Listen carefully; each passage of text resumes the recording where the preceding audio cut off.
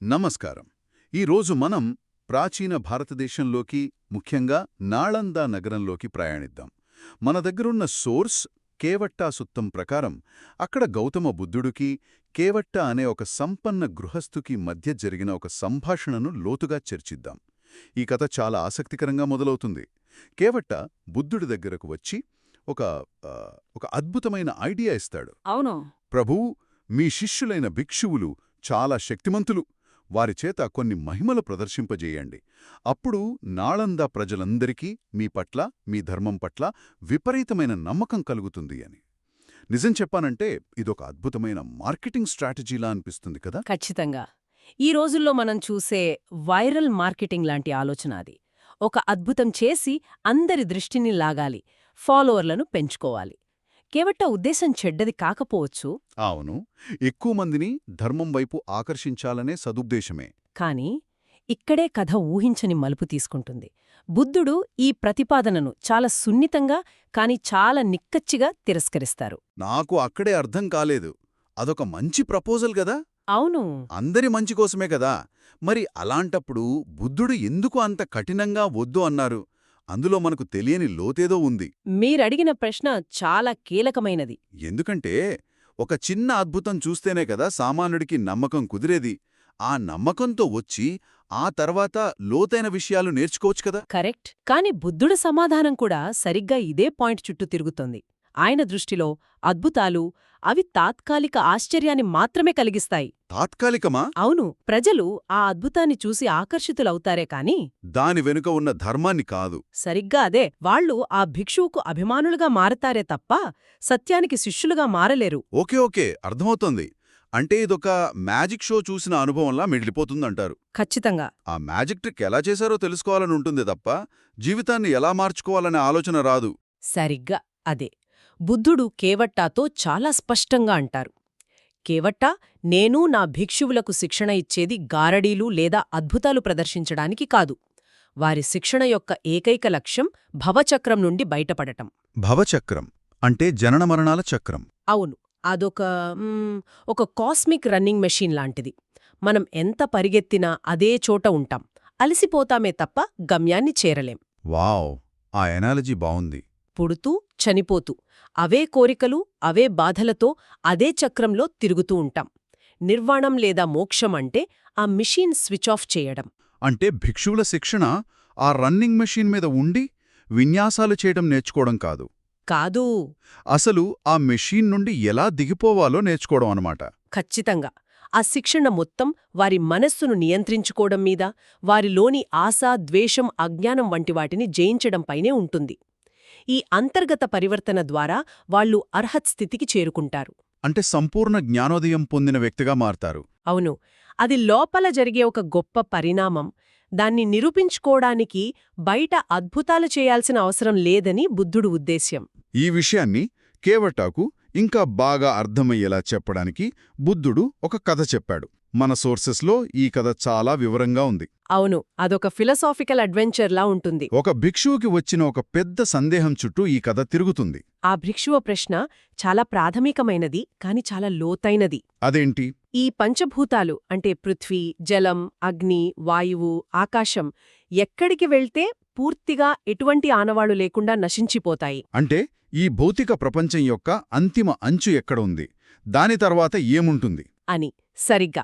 ఒక రకంగా where does the universe end అని అడిగినట్టు. మరి ఈ ప్రశ్నకు సమాధానం కోసం ఆ భిక్షు ఏం చేశాడు? తనకున్న యోగశక్తులను, ధ్యానశక్తిని ఉపయోగించి ఒక అంతరిక్ష యాత్రకు బయల్దేరాడు. అంతరిక్ష యాత్రక? అవును. ఎన్నో దేవలోకాలకు వెళ్లాడు.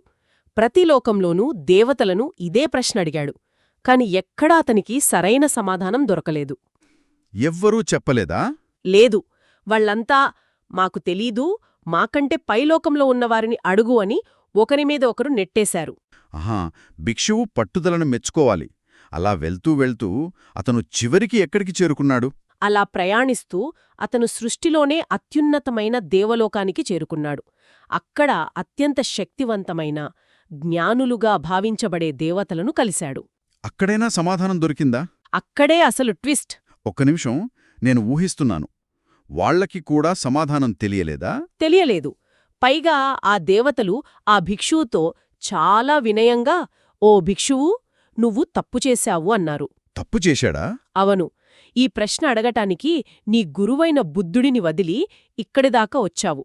ఈ ప్రశ్నకు సమాధానం చెప్పగల ఏకైక వ్యక్తి భూలోకంలో ఉన్న తథాగతుడు మాత్రమే. నువ్వు వెంటనే తిరిగి వెళ్ళి ఆయననే అడుగు అని సలహా ఇచ్చారు. అద్భుతం. ఇది చాలా పెద్ద స్టేట్మెంట్.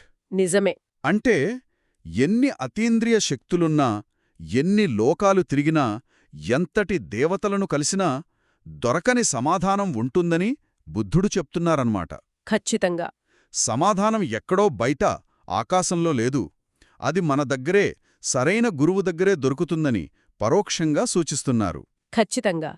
ఈ కథతో బుద్ధుడు కేవట్టాకు చెప్పాలనుకున్నది అదే.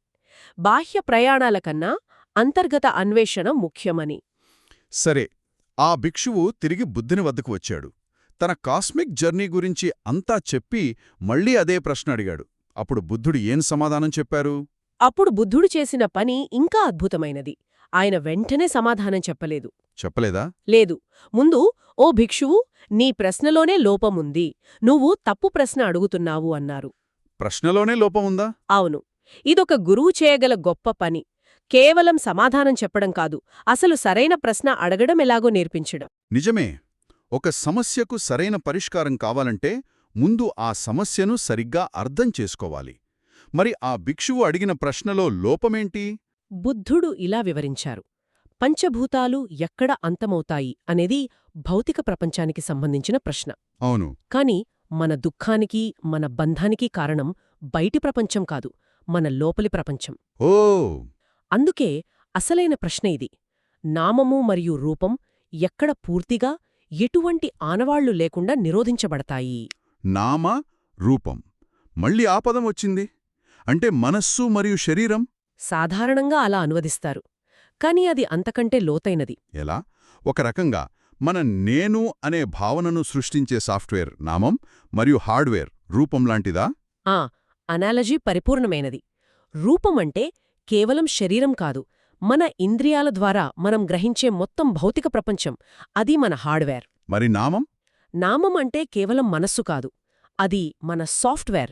ఇందులో వేదనలు, సంజ్ఞలు, సంస్కారాలు మరియు అన్నింటికన్నా ముఖ్యంగా విజ్ఞానం అంటే చైతన్యం ఉంటాయి. అంటే ఈ హార్డ్వేర్, సాఫ్ట్వేర్ కలిస్తేనే నేను అనే ఒక యూజర్ ఎక్స్పీరియన్స్ మొదలవుతుంది. సరిగ్గా. మన బాధలన్నీ ఈ నేను అనే ప్రోగ్రాం నుండే మొదలవుతాయి. ఓకే, ఇప్పుడు కనెక్షన్ దొరికింది. భిక్షువు అడిగిన మొదటి ప్రశ్న బయటి ప్రపంచం గురించి. అవును. బుద్ధుడు సరిదిద్దిన ప్రశ్న మన అంతర్గత అస్తిత్వం గురించి. ఇది చాలా పెద్ద మార్పు. మరి దీనికి బుద్ధుడు చెప్పిన అంతిమ సమాధానమేంటి? ఈ నామరూపాలు ఎక్కడ అంతమవుతాయి? బుద్ధుడు చెప్పిన సమాధానం ఒక ప్రదేశం గురించి కాదు, ఒక స్థితి గురించి. ఒక స్థితి గురించా? అవును. ఆయన ఇలా అన్నారు. ఎక్కడైతే విజ్ఞానం అంటే ప్రాపంచిక విషయాల మీద ఆధారపడిన చైతన్యం ఆగిపోతుందో, ఎటువంటి ఆధారం లేకుండా నిలిచిపోతుందో, అక్కడే నామము మరియు రూపము కూడా పూర్తిగా నిరోధించబడతాయి. అంటే విజ్ఞానం ఆగిపోయినప్పుడు, ఆ స్పృహ, ఆ చైతన్యం అంతమైనప్పుడు. అక్కడ కొంచెం జాగ్రత్తగా అర్థం చేసుకోవాలి. విజ్ఞానం ఆగిపోవడం అంటే స్పృహ కోల్పోవడం కాదు. కాదా? మరి అజ్ఞానంతో, ఆశతో, ద్వేషంతో వస్తువులను, మనుష్యులను పట్టుకునే చైతన్యం ఆగిపోవడం. ఓకే.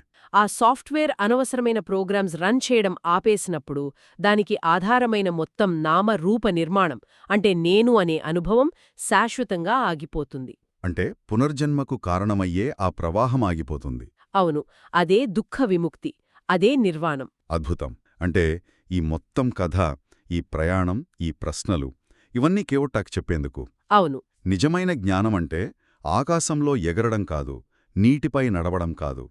అది మనస్సు యొక్క స్వభావాన్ని అర్థం చేసుకుని నేను అనే భ్రమ నుండి బయటపడటం అని చెప్పడానికే. సరిగ్గా. అద్భుతాలు కంటికి వినోదాన్నివ్వొచ్చు, మనసులో కుతూహలాన్ని రేకెత్తించవచ్చు, అంతే.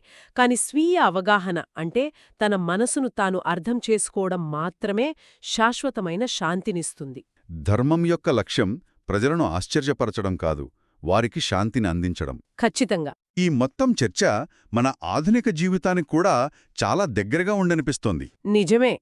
ఎలా? మనం కూడా ప్రతిరోజు బయటకు కనిపించే విజయాలకు, తక్షణ ఫలితాలకు, సోషల్ మీడియాలో కనిపించే ఆడంబరాలకు విపరీతంగా ఆకర్షితులవుతాము. అవును. ఎక్కువ లైకులు, ఎక్కువ ఫాలోవర్లు, పెద్ద జీతం, పెద్ద ఇల్లు ఇవే మన ఆధునిక అద్భుతాలు కదా. నిజమే. మనమందరం కేవట్టాలానే ఆలోచిస్తున్నాం. ఏదో ఒక బాహ్య విజయం సాధిస్తే మనకు విలువ పెరుగుతుందని, మనకు శాంతి లభిస్తుందని భ్రమపడుతున్నాం. అవును. కాని ఈ కథ మనల్ని హెచ్చరిస్తోంది. ఆ బాహ్య ప్రదర్శనలన్నీ ఆ భిక్షువు చేసిన కాస్మిక్ జర్నీ లాంటివే. ఎంత దూరం ప్రయాణించినా అసలు సమాధానం మన లోపలే ఉందని తెలుసుకోవడానికి తిరిగి మన దగ్గరికే రావాలి. ఈ చర్చ మన శ్రోతలలో ఒక ఆలోచనను రేకెత్తించాలని ఆశిస్తున్నాను. మనం జీవితంలో మనం దేనికి నిజమైన విలువ ఇవ్వాలి? అది చాలా ముఖ్యమైన ప్రశ్న. బయటి ప్రపంచాన్ని అబ్బురపరిచే ప్రదర్శనలకా, లేక మన అంతరంగాన్ని మార్చే నిశ్శబ్ద సాధనకా? మనమడుగుతున్న ప్రశ్నలు ఆ భిక్షువు మొదట అడిగినట్టు బయట ఏముంది అన్నట్టుగా ఉన్నాయా, లేక బుద్ధుడు సరిదిద్దినట్టు నా లోపల ఉన్న ఈ నేను అనే అనుభవానికి మూలమేంటి అనే దిశగా ఉన్నాయా? బహుశా సరైన ప్రశ్న అడగడమే సమాధానం వైపు వేసిన మొదటి అడుగు కావచ్చు.